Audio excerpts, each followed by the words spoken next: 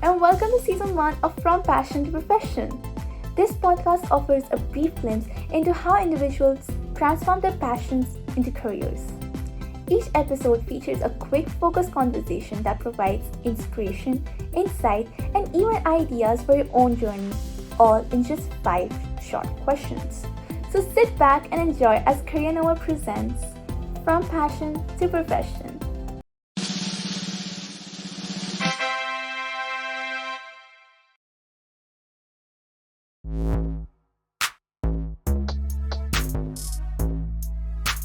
Hi everyone, I'm Akshat Mathur and I'm a digital design engineer by profession. Currently I'm working with Siemens EDA, which is one of the top 3 EDA companies in the world.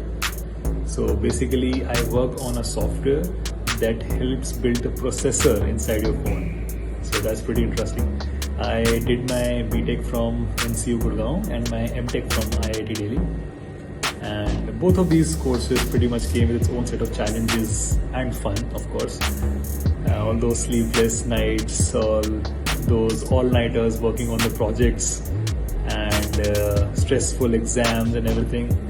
But at the end of the day, there was a sense of satisfaction as well that I'm doing something that I really like. So yes, that's about it. Great, so let's get started. Our first question for today is how you get into this profession and what drew you into it.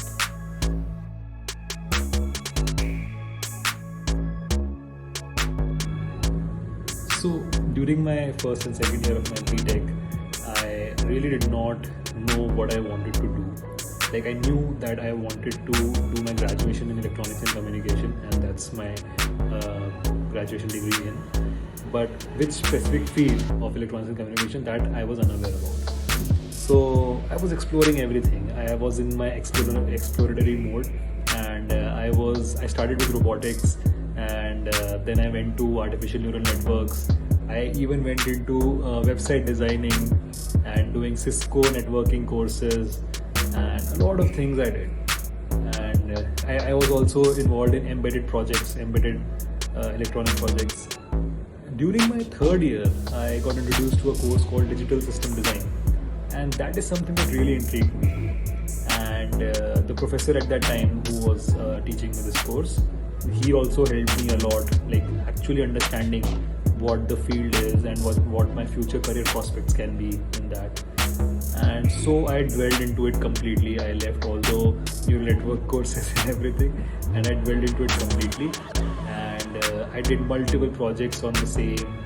I was reading online about it and doing stuff outside my coursework as well. Like the projects that I did, most of them were outside my coursework. They were not required in my BTech degree, but I was doing them because I was really interested in those.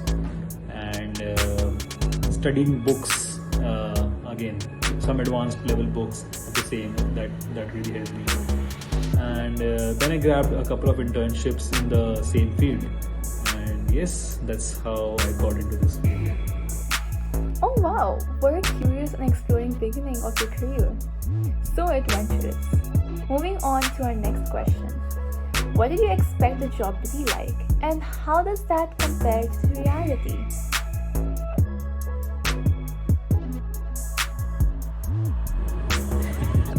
That's an interesting question.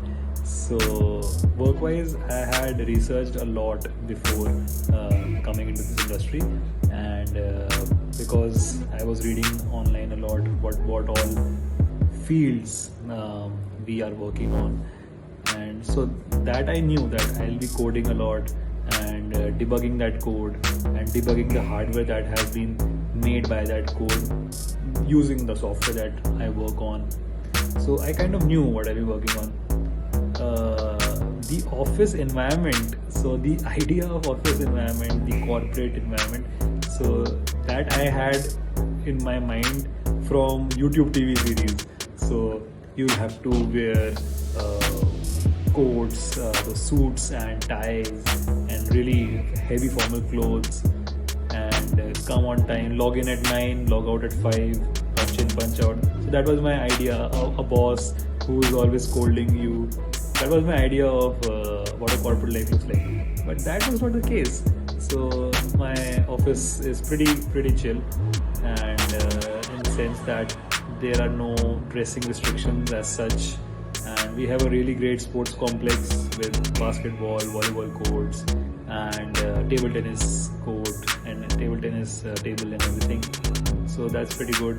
The food is nice, the colleagues are really nice, and it's a very conducive environment for learning as well. And of course my boss is also good. so it was a myth buster kind of a thing that we usually take from TV series. And so yes, culturally that was it. And work-wise, yes, this is what I expected, and that is what I got. I think almost everyone here had thought the office environment to be like TV shows at one point or the other. Thank you for telling us the reality. Moving on to our third question. What does a typical day in your work look like?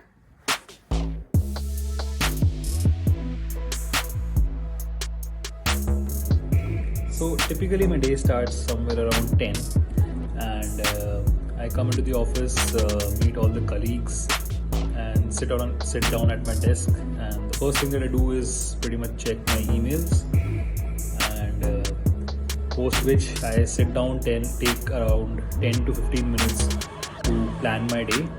So I'm a little old school in that, and so I carry a to-do list notebook and a pen. I jot down all the things that I need to do, and in that particular day, and what timeline I can finish those in.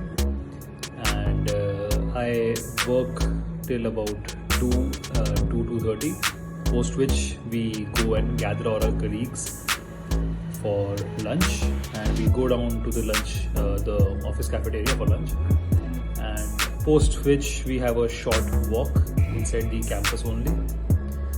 There's also something called a stand-up meeting that we have with a manager, and that pretty much includes what we have done till now and what all needs to be done in that particular project that we're working on. And after which we get back to working. And I try to wrap up my day by 5:30 maybe, and post which I leave for home. And also there's a couple of runs from my desk to the coffee machine to fuel up my brain during those debugging sessions and coding sessions. So yes, that's mostly my day. Ah yes, coffee always comes to rescue in stressful times. Now this really makes me have coffee right now. But anyway, moving to our next question. What skills or qualities are most important to succeed here?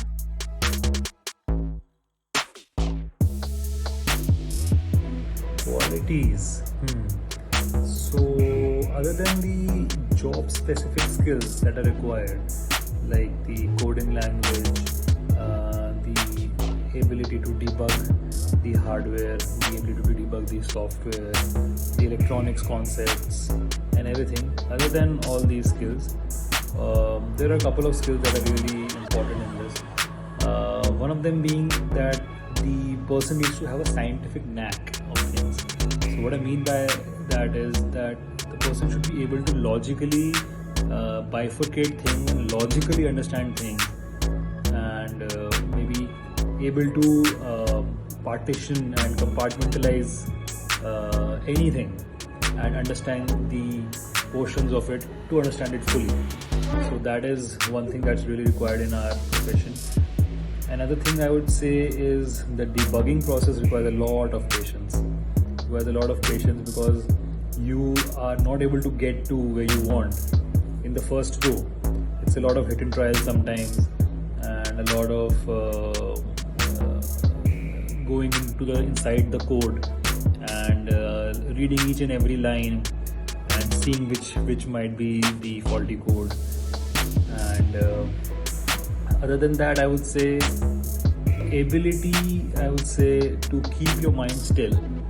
So one of the problems that even I used to have early in the career was, and sometimes I do it now as well, but I'm really trying to work on it, is when I'm trying to I'm focused on something, right, and I'm getting nowhere, and I'm not understanding the thing and everything. My brain automatically switches to what? I'll pick up my phone and get that dopamine hit in between. And But the problem with that is that when I pick up my phone, a lot of time is wasted, right? And by the end of it, I realize, oh, it's been half an hour since I've been using my phone. Where did all the time go, right? And whatever progress I had made before I had picked up the phone, that is also lost. So now when I put it back, I have to start all over again, right? That is one more skill that needs to be there. So one thing that you'll realize, one common thing between all of this is that these skills cannot be learned, but they have to be developed, right? And these skills are common in all professions, not just my profession. In anything, you want to be a journalist, you want to be a doctor, you want to be something or the other. You want to be a teacher, you want to be a professor. Every profession requires at least these skills, and I'm pretty sure there are a lot of things that I'm missing in this short video. But these are the bare minimum skills that you need to have. And again, I would say this, that learning the skills, the hard skills that are required by your profession, it's an easy task. It won't take much time. But developing these soft skills, that is something that I would really put efforts on, and that's really important. Yeah. I see. A follow-up question to that. You are a semiconductor, so as a semiconductor, do you think that they are a common career?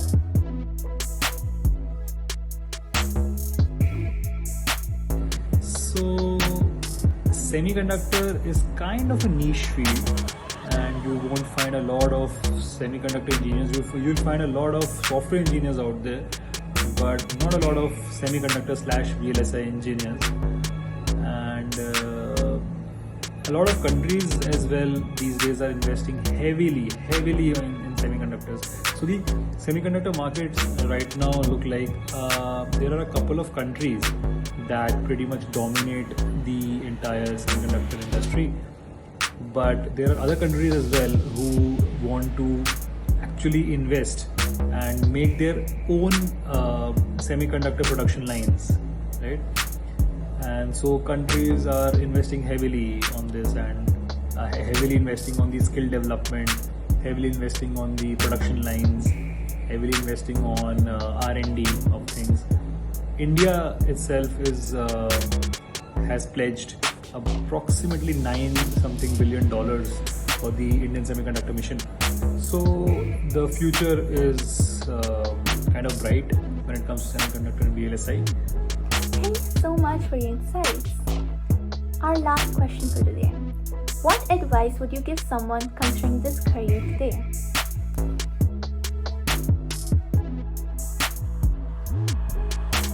So my advice for somebody who wants to get into VLSI or semiconductors is,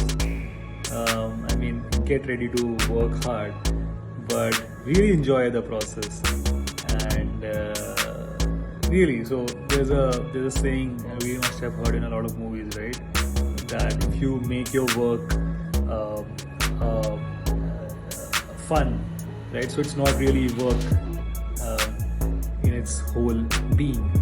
So it's actually true. It's not just something that you listen to in movies, and it's really important that you do that.